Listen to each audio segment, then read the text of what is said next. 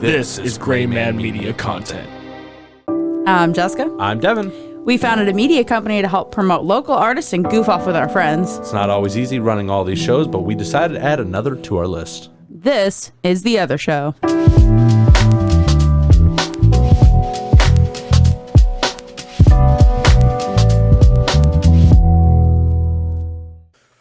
All right, cool. Good. What's up, guys? Welcome to another episode of The Other Show. Today, we're going to be talking about Potato chips. potato chips. As what makes a good potato chip and what's the best flavor out there. I should probably have my headphones on for this because I can't hear me. I don't know how I sound right now. You don't need to. It's not a necessity. I more just want, there we go. Make sure I'm centered on the mic because I couldn't tell. I mean, luckily with this headset, that's something we need to do also. We need to go through for the channel. That's more of a me thing. It's fine. It's not a big deal. Anyway, what is it? Chips. Potato chips. Yeah, go ahead. Personally, the best flavor out there, I think, it is sour cream and onion flavored potato chips of any sort. Yeah. It's so good. And in your opinion, what makes a good potato chip? What makes a good potato chip? I don't like something with too much structural integrity, which is, I think, is why I don't like corn chips quite as much. You say potato chip, I'm assuming we mean just pretty much any chip, right? Yeah, I guess. Yeah. Yeah. Mostly just like what makes it. I do like corn chips. For instance, tortilla chips. Fantastic. Delicious. Doritos. But I think I like potato chips more because there's a little bit too much structural integrity to a corn chip. It's too much snap, which is perfect for dips, which leads me into why I'm bringing this up. For potato chips, I want a chip that can stand up to some dip. So like a wavy chip, where they're a little bit thicker but not too thick. Yeah, but then the texture just feels weird. I don't know. No, I understand what you're saying because there are chips out there, like a lot of I feel a lot of kettle chips and stuff. They're too thin almost. Like those you have to like pile in your hand just like all at once. Yeah. But then you also have the ones that are a little too thick, and you're like, this is not quite what I want out of a chip. Yeah. That makes sense. Yeah. The sour cream and like the Lay's sour cream and onion is just a tad too thin for me.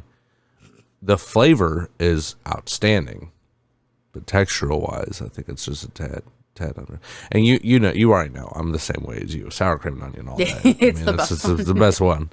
The ones I don't understand are barbecue chips.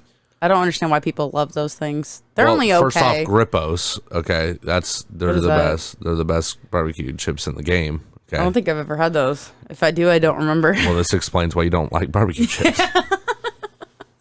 Barbecue chips are delicious, but a lot of people do it wrong. I don't know. Barbecue chips are good. They're just not the best. I agree.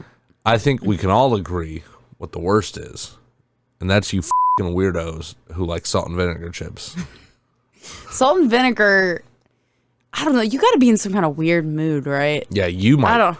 Maybe you. Well, I grew up and my mom loved those, so I had them here and there, but they're so overpowering, and they're like, they punch you in the face. It's crazy. Yeah. And not in a good way. It's not like they're punching your face in a good way. They're punching your face in a bad way. No, I'm not a fan at all. At all. Yeah, my mom liked them too. That's weird. Yeah, I prefer the sour cream and onion. Or any like cheddar type of chips. Yeah, I can't get behind cheddar as much. I'm not. Cheese is for the birds, man. I don't need cheese in everything that I eat. All right, so what's your opinion difference on chips like that are Lay's compared to like Pringles? I don't think I like Pringles as much. Pringles have a Pringle taste. Yeah, which I like, but I don't know. Whenever we have, it's not always, but whenever we do have chips in the house, and if we had Pringles and bagged chips, I'm almost always going to go for bagged chips. They're also easier to get out. Pringles can be difficult to get out of the can. That's not my complaint, though. I don't know. There's something about Pringles that just rubs me the wrong way. Like the weird taste, and the texture is weird when you bite into it. I don't know. It's got a different texture to it. Pringles having the audacity to have chips all the same. This is why I don't like puffed Cheetos. Puffed Cheetos? Oh, yeah. They're all the same. That's how dare you have the audacity? How dare you? Then again, you like the honey mustard Pringles a lot. That's a solid flavor. They made that thing taste like honey mustard, and I'm impressed. I do really like honey mustard Pringles. They're good. They're so good. Some of their other flavors are like, oh, this is a pizza flavor. This is this flavor. I'm like, it doesn't quite taste like that. You get an overpowering of Pringle as opposed to this other flavor. The honey mustard ones, solid middle. I also like Bugles. I haven't had Bugle in a long time. And Funyuns. Funyuns are the best chip. I love Fritos, especially flaming hot Fritos in a burrito. Taco Bell, do it. Do the thing, dude. We need a petition out again. I think you see that. I loved when they gave up on that thing. They're like, we've done this for so long. They're not bringing this back. They do that once a year.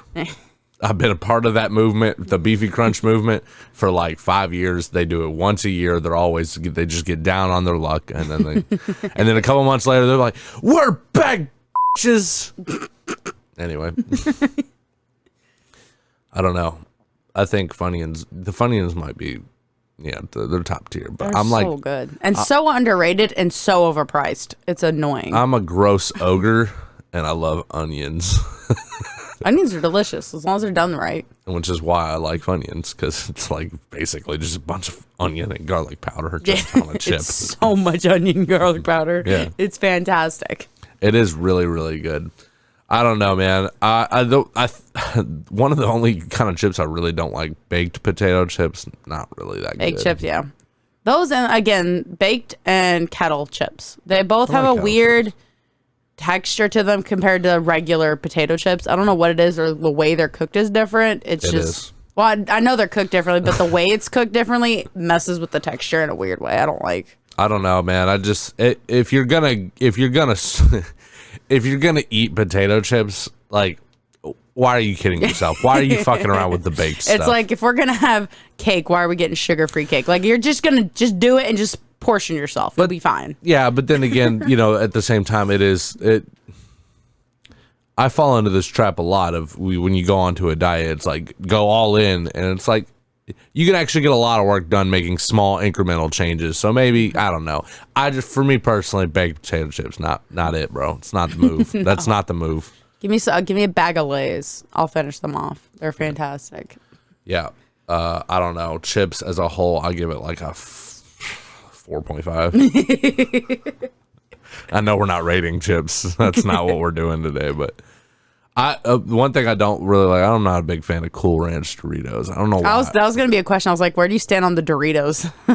I like nacho cheese Doritos. I even like some of the more outlandish flavored Doritos, Taco Bell, and Mountain Dew are like in it for the like weird ideas. Yeah. They're like, we're just gonna do it and then see what happens. Yeah, I'm with it 100%, and good for them. Some of the Dorito stuff that they do is weird, and I'm on board, but I just don't like the Cool Ranch. I never did. I never ate it even as a kid. There's not as much flavor, especially if you go back and forth. I don't know. I never find that much flavor. I just taste a lot more corn. That's why I like the nacho one, because then at least you get punched in the face with some kind of weird spice. Nacho spice. What does that mean? Potato chips are awesome. I just want to see like your take on it. What makes a good potato chip? We know our take on it. I know, but the listeners don't. The listeners need to know. It's in high demand, Devin. So it makes a good potato chip. Not too thin, not too thick. You got to have that nice middle ground. Lay's, for the most part, will hit it.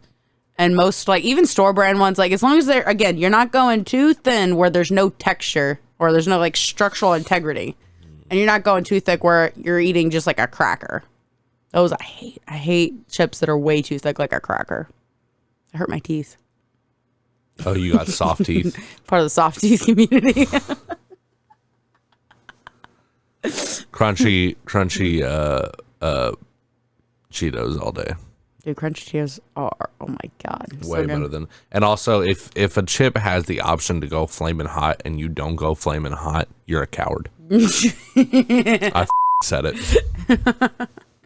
Too bad they don't have the flaming hot Fritos in stores anymore. All right, I'm done with this conversation. Instead they have the chili weird stuff.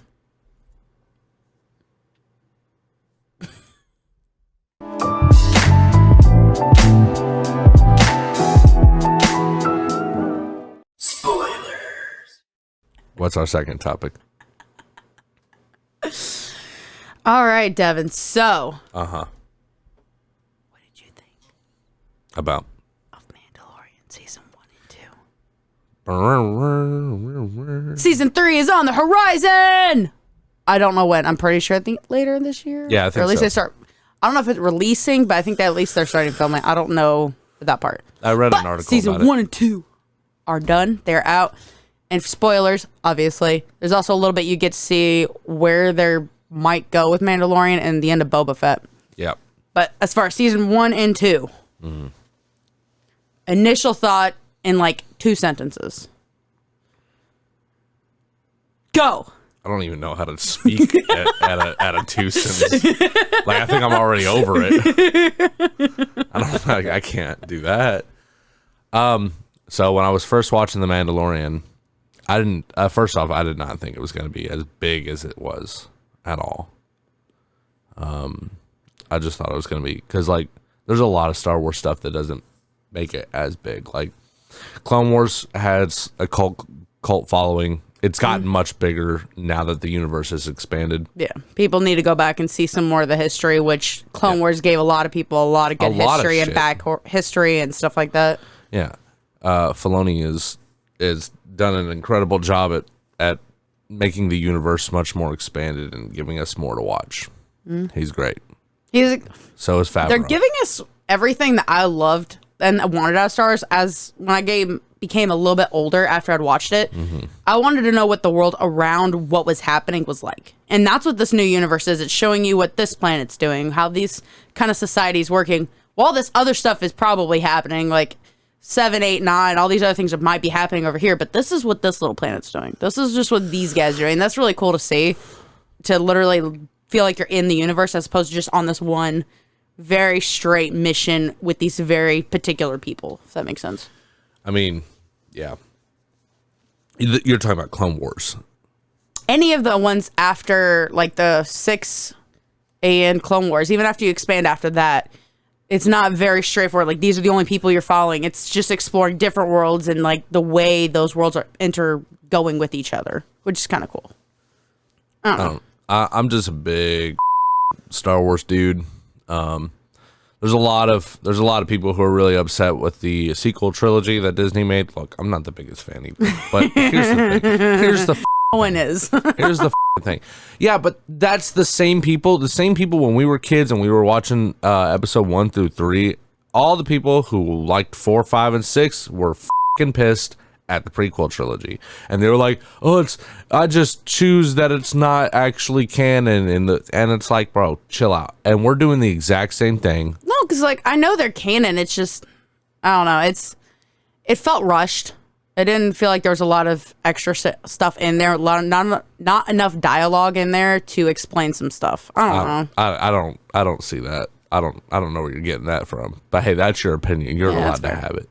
We're not talking about that. We're talking about Mandalorian anyways. I understand, but it's just Star Wars you cannot. It's not. This is going to be a spider web every time we talk about Star Wars. Can you explain Mandalorian season 1 and 2? Quick, front to back. How's that? Yeah, season 1 was a freaking awesome. You really got to see. What happened? I mean, I'm summarizing it. I'm not going to go through all like 9 episodes or however many there was. He's got some bounties and stuff, and you see Mando, and he's like that, the classic like cowboy western thing, but it's in space. It's freaking awesome. And then he gets a baby, and dude doesn't like robots, and it turns out that IG-88 unit comes in handy later, but it doesn't matter anyway. And then I liked it. It was kind of like a serialized, or maybe it's episodic kind of show up until the last couple episodes where it really starts to build up towards that second season. The second season is almost entirely built to set up other shows and franchises for the Disney Plus universe, which is fine. That's basically all they did with that one. It's fine. It's not a big deal. Whatever. I got my gripes about that. I enjoyed it. I enjoyed all of The Mandalorian. Big, huge fucking fan. We're not talking about Boba Fett, so I'm not going to... Yeah. I almost started, but I'm not going to... We'll talk about Boba Fett later. Yeah. He does make a feature at the end of Boba Fett that helps set up for season 3, which we'll go back to that part of Boba Fett of Mandalorian when we watch season 3 whenever it comes out, because it'll probably all link together. Yeah, 100%. I'm just a big fan of Mandalorian. I'm a huge fan of the Mandalorian. I was like, Jango Fett's always been like a top tier character for me. I know everybody likes Boba Fett, and people are probably going to be upset because I like Jango Fett more. But Jango Fett's literally Boba Fett. Boba Fett is Jango Fett. He's just a clone. It's just you saw Boba Fett in the movies first. That's why you're a big Boba Fett. Yeah, guy. that's what I've never understood why people got so like loved Boba over Jango. I'm like, they were the same person until this new series when they rebooted him. They were both in 3 movies.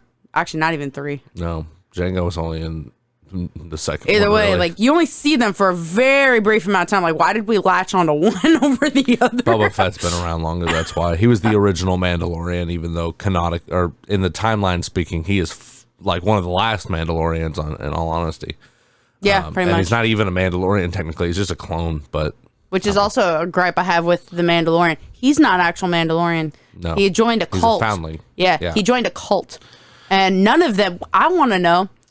Because this girl's so mysterious. The head girl, I don't remember what they called her. The head Mandalorian girl, the one that like blacksmiths everything. What was her name?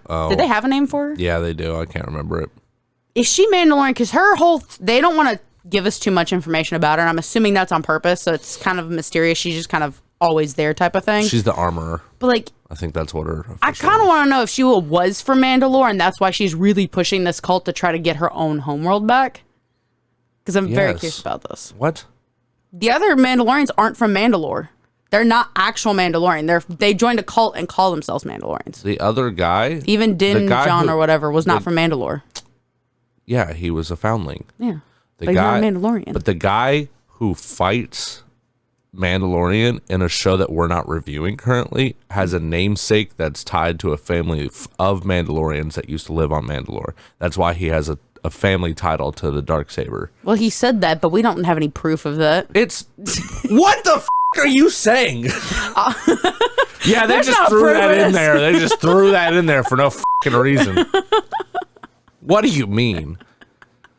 I'm just saying. There was multiple sects of the Mandalorians. They broke off into a lot of things. You remember in Clone Wars when Bo-Katan was actually technically against the Queen of Mandalore, at the time back in the Clone Wars. Yeah, she didn't like her sister. Yeah, that's right. They were sisters. I forgot about Yeah, that. they didn't like each other because one wanted to fight, the other one wanted peace and didn't want to fight. So there's always It was a whole been thing. different. There's always been different groups of Mandalore. Does that make any one of them any less? That's like a Floridian calling themselves Kentuckian, even though they were born in Florida. No, you're a Floridian. There's a difference. But they're all Americans.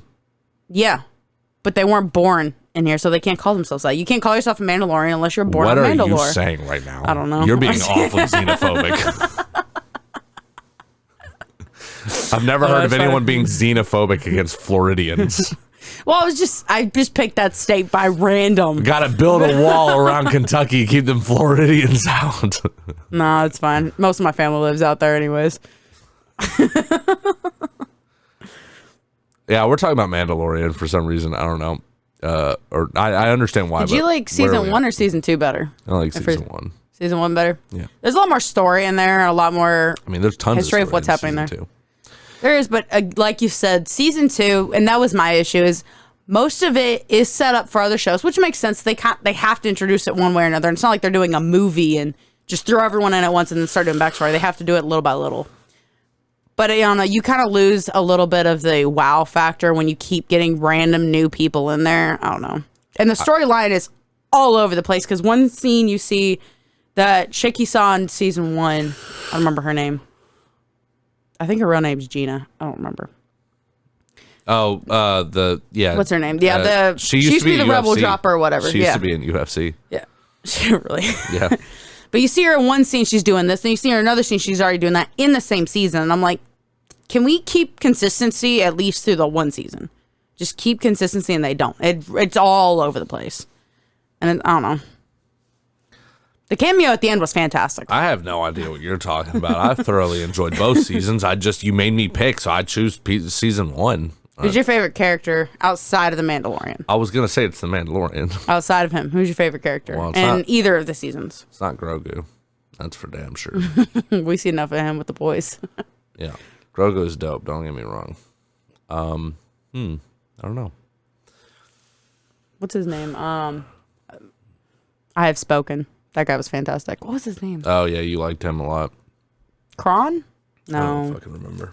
He's the guy. I'm thinking Thrawn. That's what I was thinking. Not the same character. Yeah, he's the one that teaches the Mandalorian how to like ride the whatever monsters. I forget their name too. This is the thing about Star Wars is like I know a lot, but as soon as I have to recall any kind of specific information, It's because none of it's real words either. You have to come up with, you have to Yeah. remember these other words that make no sense outside of this universe. yeah, I can explain to you exactly why George Lucas said that, hovercraft can speed along Tatooine Desert because there's a magnetic core, and I can explain all that, but I don't know what this alien is. I can't. I know exactly what it looks like, and I know exactly like different iterations. Like they pop up in Clone Wars, I think twice. They use they use them to like climb up a canyon at one point. Do they? Yeah, but I don't can't remember tell you what the name of that thing is. Devin, put a picture up here. That guy. This thing. Whatever that is.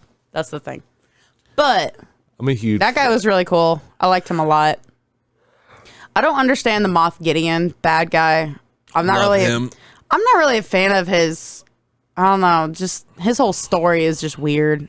Maybe I just don't have enough backstory on him to understand it. I just don't like There's a lot more Moff Gideon stuff that's outside of the Mandalorian that I'm not privy to either, but I'm aware that it exists. So it. Okay. Maybe that's what it is. I just don't. For fans that probably follow all the lore, probably understood that all character. the lore. Okay, calm down. All the lore about him, maybe like him better. I just didn't like him because I didn't see the point in what it was happening with him. I don't know. I don't know, man.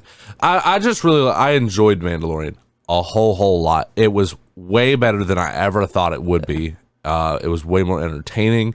It was so much more epic. The end of the season 2 finale was like mind blowing. It was awesome. All these things are coming to a head with Bo-Katan, Luke Skywalker, Grogu, the Mandalorian himself, and Moff Gideon. All these things are coming to a head in one epic, Conclusion, just all at once. It all worked really well. Yeah, it was really, really, really good. On the first playthrough, I remember bits and pieces, but rewatching it with the boys, much clearer mind, is much better. I also like, them going with the kind of the nature of being a bounty hunter is that you have to go to different planets, which I feel like Mandalorian, Din Djarin was only a bounty hunter for a very brief moment in the series, which is fine. Yeah. I would like to see them go back to that, which is why I'm hoping, since Grogu chose the Mandalorian armor, that they're going to go back to that in season 3. That'd be great. At least show it a little bit more. Yeah. Because then they hinted at that in Boba Fett. Like later on, they're like, oh, he's still kind of. I'm like, where was this in? Because you see it be mostly the beginning part of season 1, and then you lose it for the rest of it. Other than him, you see him being able to evade things very well, understanding where to go because he's been a bounty hunter. He knows how to hide. He knows how to go find stuff. But it's just not quite the same. You lose a little bit of magic in that part. Magic of being a bounty hunter in space. It's a good time. It's a good watch. If you haven't watched it, I definitely recommend it.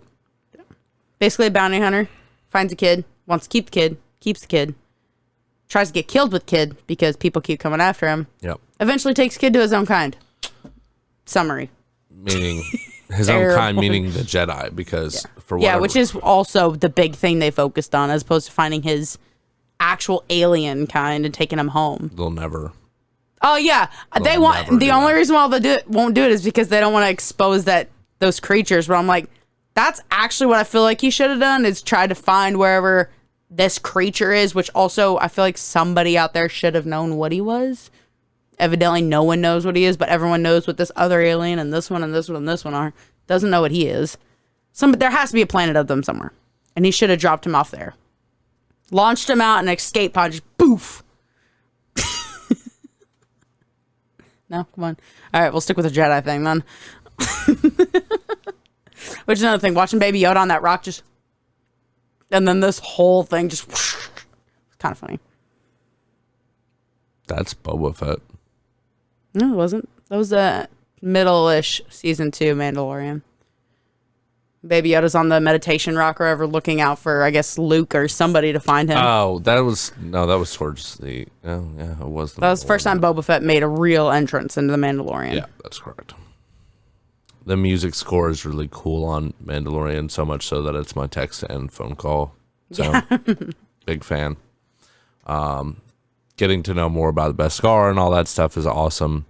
Yeah, because they didn't really touch on that even in Clone Wars. You never really. I mean, you knew what Beskar was, but it wasn't like. Now it's this prized thing that everyone's after. Which, and I'm to like, be really? fair, after the destruction of the mines on Mandalore, it has become much more. Yeah, that might have been why. Yeah. So I don't know how plentiful it was on the home planet, and also there's probably other places in the Star Wars universe where Beskar exists, maybe just not known or found. Yeah. There's also other materials that can do what Beskar does. They're just also rare. Yeah, it's all rare stuff. But they were actually the reason. I don't know if you know this. This is a little bit kind of other stuff. Mandalore has always been like this warrior culture type of planet. Yeah. And the reason that they developed like Beskar armor and like the wrist rockets and flamethrowers and jetpacks and all that stuff was actually so that they could compete with Jedi. Because the first time that Mandalorians met Jedi, they got handed to them. So they were like, well, next time we'll be ready. Really? I guess that makes sense because she was talking about that a little bit. We used to fight them and stuff. Yeah. But yet the one thing that brings them power was made by a Jedi. And that's kind of funny to me. Well, I think he was like I don't know all of the story of the guy who made the Darksaber, but I think he ended up being a fallen Jedi. He was like, I think he ended up choosing Mandalore over the Jedi. I don't know. I can't remember. So maybe not a fallen Jedi, but he left the Jedi Order type of thing. I believe that this was pre-Republic or maybe High Republic era. So I don't really know. It's the timeline gets fuzzy. She said it was like 5,000 years prior, so it was probably somewhere around there. Oh, so probably the Old Republic or pre-Republic. I don't know. I don't know how long these time periods lasted. I know much more about the few years leading into Phantom Menace and then through the Empire, through the first Empire. Everything with the new, what do they call the new Empire? Oh, it's the New Republic? No. The New Order? I don't know, remember what they called it, the new one. The First Order. Yeah. Yeah. Those guys, I don't really know much about those guys. Yeah, this was made like 5,000 years ago, and that's what he found and everything. But that was Boba Fett part. But still. Mandalorian, bad. Also, like, they got 3 actors to play this guy. Who? The Mandalorian. Din Djarin. Yeah. They had 3 guys. You had the face guy, and then they had like a gunslinger to come in and do some of the acrobatics, and then I think they had an acrobatic. Or like or a gymnast or something that does some of his stunts. The face guy pretty much just did the faces and the walking around, but that's it. The other guys are the ones who actually did the other stuff. All the action scenes. I mean, yeah, why not? It just blows my mind. I was like, wow. I mean, yeah, if you don't think all the Marvel movies are doing the same thing, you're wrong. I mean, yeah, but I feel like if I was an actor, I'd want to do as much of my own person as I could. Well, good for you. Be an actor. No, I'm not that good. But yeah, they had like 3 guys play him. Might have been more, but I think it was just 3. I know for a fact they had a gunslinger because he was like, that's what he does. He does like westerns and stuff just to do like those quick shots and stuff. And that's what he did. Then you have the face guy, and I don't remember what the other guy was for, but the other guy did something. I want to say it was some kind of stunt guy, but not just a stunt guy. Super informative. Yeah, I know. I'm sorry. I just thought it was cool. You didn't even know they had 3 people until just now. I mean, I assumed that they would have had a stunt double. It's the only thing that makes sense. Like, why? If you're already covering their face, you just need somebody to have roughly the same build that can do the stunts better than you. Duh. I mean, yeah. Yeah, they did that with Spider-Man. They did anybody where, yeah, absolutely. That doesn't make any sense. I didn't know they would have had somebody special to do this. Yeah. That's cool, I guess. Overall, though, Mandalorian is not a very good fighter.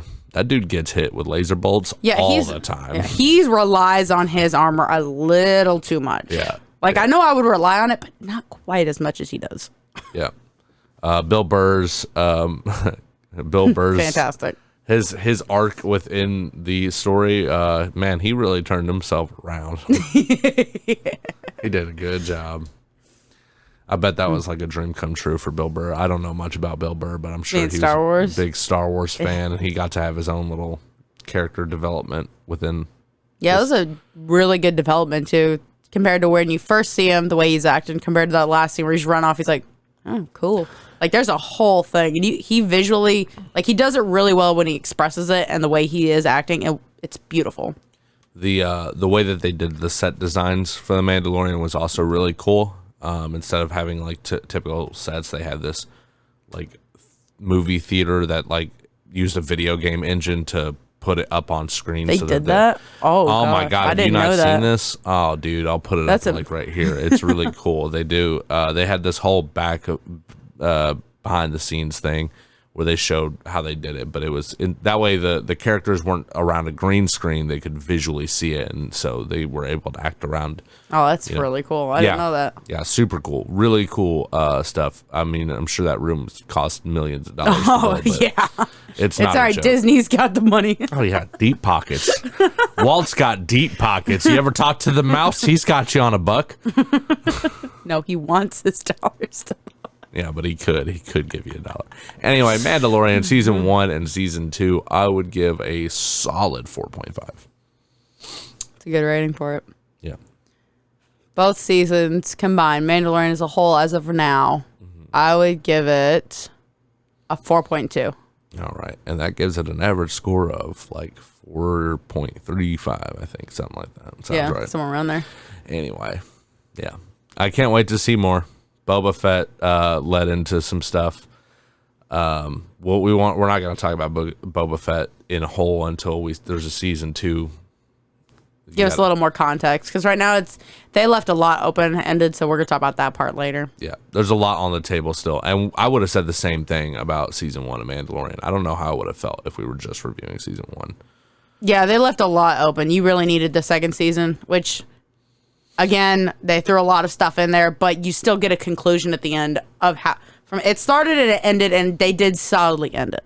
Yep. So that's another reason I'm excited for season 3 is like they ended a lot of this. They opened up a little bit some with the Boba Fett stuff, but they ended a lot of it. So it's going to be really cool to see where they want to take him and what they want to do with him. Yeah, because they can take him anywhere. Yeah, at this point they can do just about anything they want. Yeah, he can go back to be a bounty hunter. He can go to Mandalore. He can go do anything. He can go do Jedi stuff if he wanted to. Literally anything. It'll be really cool. Absolutely.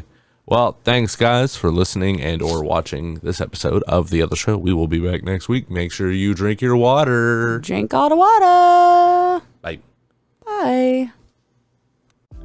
Hey, if you enjoyed listening to that episode, you can find more. Just go to graymanmediaco.com and you find all things The Other Show.